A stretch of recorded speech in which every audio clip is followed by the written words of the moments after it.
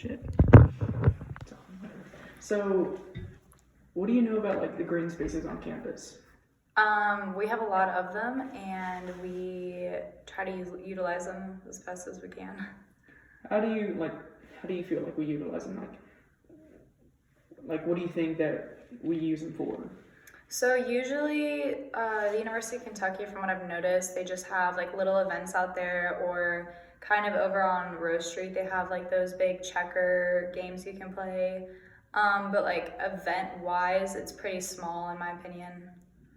Where are like they normally based? Do you think? What type of events? Just like say the small little student activity board events. Oh, so the Student Activity Board, we have events all over campus. It's a little difficult right now because of the weather. We mostly plan all of our events until like March to be inside, just so that we get more people to come. But like during K-Week and like kind of around the beginning of the semester whenever it was warmer, we had, I think, every single event outside. We continue to have festivals, fairs outside. We usually have to utilize spaces that are close to a power outlet or close to a parking lot. So it's not always going to be a perfect green space utilization, but we definitely try to use the most of it. We'll set up like little lounges sometimes out in the green space. I also know that there are clubs on campus that utilize the green space, like the squirrel watching club, stuff like that. So how do you as a student utilize them, or do you utilize them at all? So I get cold really easily. So right now I actually have not been utilizing any green space, but at the beginning of the semester, I actually would sit outside on the benches, especially outside of the Student Gatton Center, and I would do my like essays. I do work out there. I would read outside. One of my favorite places, which I don't know if I consider a green space, but the new Student Center, they have the third floor where you can go upstairs and sit outside on a balcony. And I go out there sometimes at night, and they have like little concerts, which is really cool. So you can sit outside on the balcony and listen to music. Didn't know that. All right. Yeah. What would you say like is your favorite area like for green spaces? Like would it be the area by the student center? Would it be the bowl by the library, or would it be the currently shut down place, or by the two blending current towers? Like what do you think is your favorite, just based on looks or based on mainly looks kind of thing? So let's see. So I live on North Campus, so I don't really spend a lot of time on South Campus. So one of my favorite areas to walk through, and that I will take a longer route to walk through, is the area. It's between the Gatton Business College, the Engineering College, and the Law Building, and go over by Funkhauser. And they have that like pretty path, and they have chairs set up over there. And the trees are beautiful. So walking that way, and then I also like to walk over like right in front of Memorial Coliseum. If you take that walk all the way up to what's it called, Funkhauser.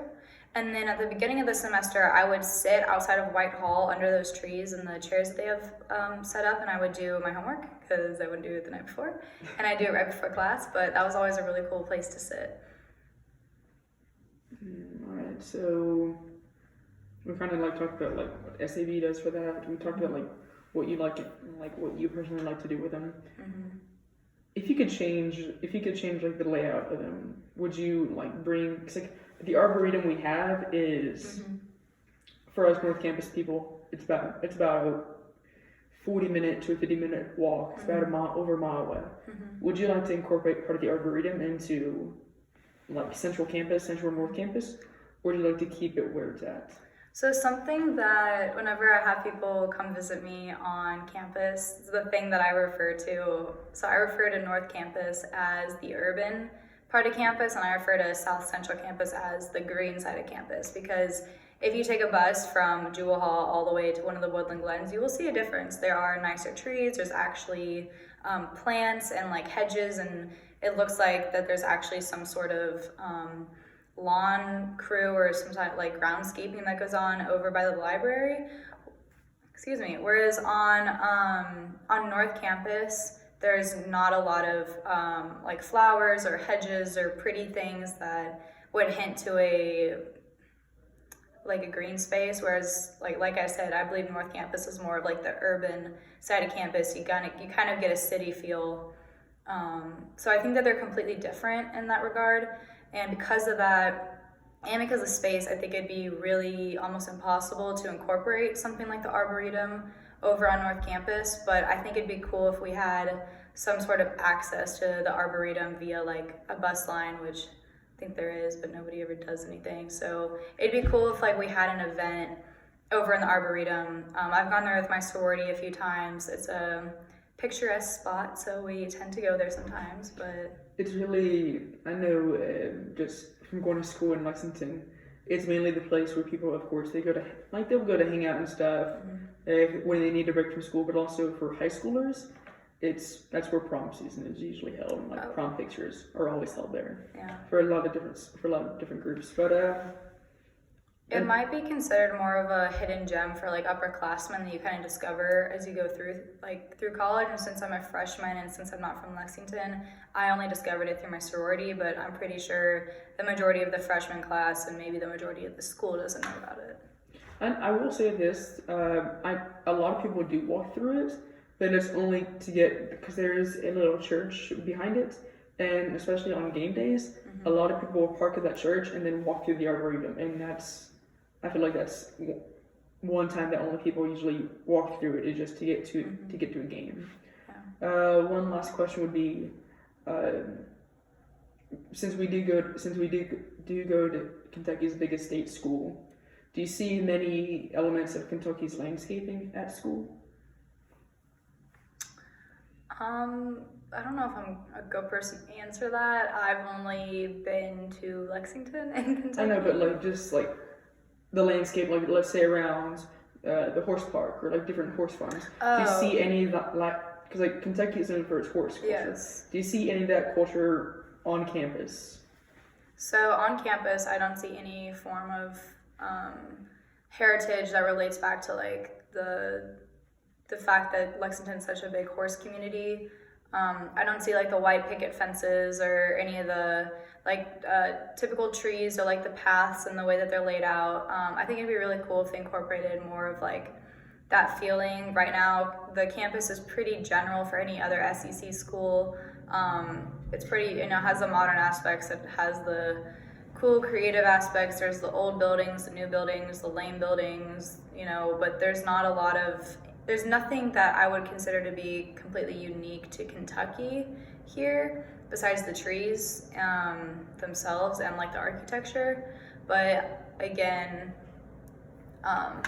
yeah. And then going back, actually, there is one green space that I utilize on a pretty much consistent basis, and it's the area at the president's house. I actually spend a lot of time there, and I'll always walk through because it's so beautiful. And anytime I bring guests to campus, I will always take them there. They have the benches there, and the trees are always beautiful, and they have the little like running like water feature behind. It's definitely my favorite place on campus. Okay, so you would kind of like to see parts of Lexington's heritage or like Kentucky's heritage mixed in with the school? Oh, for sure, yeah. I think that would make this school a lot more unique. Not that it's not already. I think it's one of the more unique schools in the country, but there's nothing about it that if I were to look at a photo would think Kentucky. Whereas if we had the white picket fences or like there's like a sort of lamps that they have out at like the horse park that is very Rolex hinted, which is like really cool. And there's nothing really to do with Keeneland here, which I find a little surprising. I think it'd be really cool if we had some form of Keeneland influence or like a statue or something more like that. Ready? Yeah, thank you so much for your time and everything. Really appreciate this, and yeah, thank you so much.